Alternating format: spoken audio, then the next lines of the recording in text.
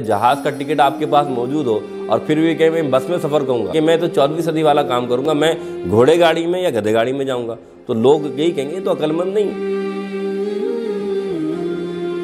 نحمد و نصلی علی رسولہ الکریم، اما بعد فاعوذ باللہ من الشیطان الرجیم، بسم اللہ الرحمن الرحیم، الحمدللہ رب العالمین، آمنت باللہ صدق اللہ العظیم۔ ناظرین کرام، آج جس ٹاپک پہ میں بات کرنا چاہتا ہوں، اور یہ بڑا کرنٹ ٹاپک ہے، اور آج آپ دیکھتے ہیں اس پہ بہت سے منفی سوچ بھی ہے اور مثبت سوچ بھی ہے، منفی خیالات بھی ہے اور مثبت خیالات بھی ہیں۔ تو آئیے میں آج آپ کو اسلام کی روشنی میں کچھ وضاحت کرنا چاہتا ہوں۔ سوشل میڈیا یا ڈیجیٹل میڈیا یا میڈیا جسے آپ کہتے ہیں، اس کا استعمال کیا جائز ہے ناجائز ہے؟ اور بہت سے لوگ کہتے ہیں کہ یوٹیوب سے ارن کرنا یہ جائز ہے کہ ناجائز ہے۔ آج اس پر میں بات کرنا چاہتا ہوں۔ سب سے پہلی بات کہ سوشل میڈیا ہو یا میڈیا ہو یا کیمرہ ہو یا موبائل ہو، کوئی بھی الیکٹرانک جو چیز ہے، اس کا استعمال جو ہوتا ہے، چیز غلط نہیں ہوتی، اس کا استعمال صحیح اور غلط ہوتا ہے۔ مثال کے طور پہ یہی ٹی وی ہے یا آپ LCD ہے، اس پر آپ قرآن کی آیات سنیں، اللہ تعالیٰ کے کلام کو دیکھیں، علماء کرام کے بیان کو دیکھیں، تو آپ کو ثواب ملے گا۔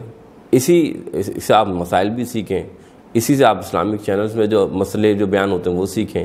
لیکن اسی ڈیجیٹل میڈیا یا سوشل میڈیا کے ذریعے آپ ایسے بھی لوگ ہیں جو بے حیائی سیکھتے ہیں، غلط کام سیکھتے ہیں، تو انہیں گناہ ملے گا۔ چیز کا بھی غلط نہیں، جیسے آپ دیکھیں اسپیکر ہے یا مائک ہے، مسجدوں میں اذانیں ہوتی ہیں، مائک پر اذانیں ہوتی ہیں، لوگ اسی مائک پہ نعوذ باللہ گانے گا رہے ہوتے ہیں، لوگ اسی مائک پہ غلط بھی کام بھی کر رہے ہوتے ہیں، غلط گفتگو کر رہے ہوتے ہیں، لیکن اسی مائک پر اذان بھی ہوتی ہے، اسی مائک پہ خطبہ بھی ہوتا ہے، اسی مائک پر بیان بھی ہوتا ہے، اور کئی لوگ جو دور بیٹھے ہوتے ہیں وہ اس مائک کے ذریعے اللہ اس کے رسول کے دین کو سیکھ رہے ہوتے ہیں، سمجھ رہے ہوتے ہیں۔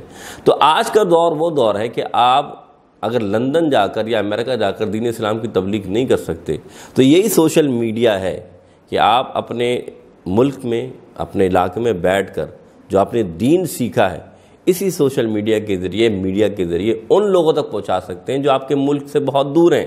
مثال کے طور پر لندن میں، امریکہ میں، افریقہ میں، کہیں بھی ہوں، اور آپ کی بات، کیونکہ ظاہر سے آپ اپنی بات نہیں کر رہے، آپ دین اسلام کی بات کر رہے ہیں، آپ اللہ کے پیغام کی بات کر رہے ہیں۔ اور پھر میں آپ کو ایک بات یہ سمجھانا چاہوں گا کہ تمام تعریفیں رب العالمین کے لیے، اور پھر وہی بات ہے کہ چیز غلط نہیں ہوتی، اس کا استعمال صحیح اور غلط ہوتا ہے۔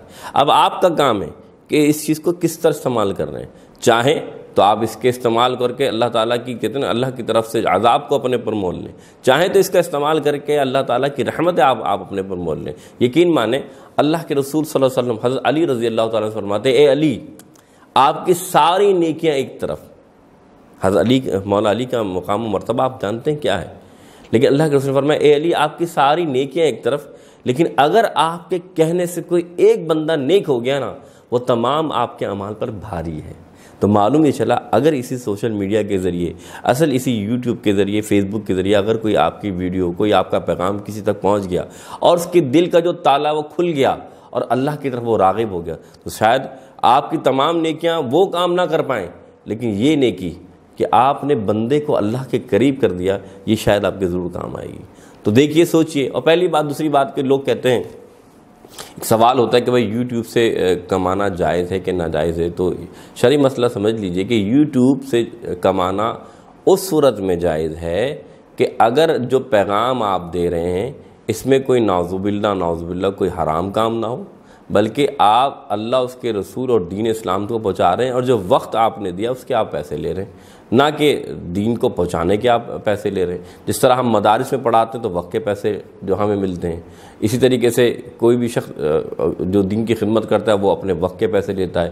اس طرح اگر کوئی یوٹیوب چینل بنا کر دین اسلام کی خدمت کر رہا ہے اور دین تک پہنچا رہا ہے تو اپنے وقت کے پیسے لے رہا ہے، تو اس صورت میں جائز ہے۔ لیکن اگر اس میں کوئی مواد جو ناجائز مواد ہے یا غیر شرعی مواد ہے تو اس کے پیسے لینا بالکل جائز نہیں، بلکہ اللہ، اس کے رسول کا عذاب جو ہے اس شخص پر آئے گا جو دین اسلام کے خلاف کام کر رہا ہے۔ تو کوشش یہ کی جائے کہ میں جو آپ کے سامنے بات رکھ رہا ہوں کہ یوٹیوب چینل کا استعمال جو ہے نا، وہ منفی نہیں بلکہ مثبت پہلو میں کیا جائے، اور اللہ، اس کے رسول کے دین کو پہنچانے کے لیے کیا جائے۔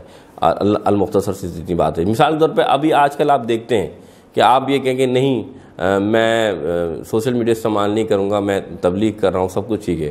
آج یہ 21ویں صدی ہے اور میں کہوں کہ میں 14ویں صدی کا ہی وہی کام کروں کہ آج آپ ایروپلین میں جاتے ہیں، آج آپ بس میں سفر کرتے ہیں، آج آپ ٹرین میں سفر کرتے ہیں، لیکن مجھے بتائیں اگر بس کے سفر سے زیادہ اگر آپ کو اسلام آباد پہنچنا ہو یا لاہور پہنچنا ہو تو وہ ٹرین کا سفر اچھا رہے گا یا پھر ہوائی جہاز کا سفر اچھا رہے گا؟ آپ کہیں گے فوراً ہوائی جہاز کا سفر اچھا رہے گا۔ کیوں؟ حالانکہ بس بھی جاتی ہے، ٹرین بھی جاتی ہے، لیکن وہ کئی گھنٹے میں پہنچائے گی، جہاز جلدی پہنچا دے گا۔ تو آپ وہ چیز اویئر کریں گے، آپ کے پاس پیسہ ہے تو آپ کیا کریں گے کہ آپ جہاز کی ٹکٹ کرائیں گے۔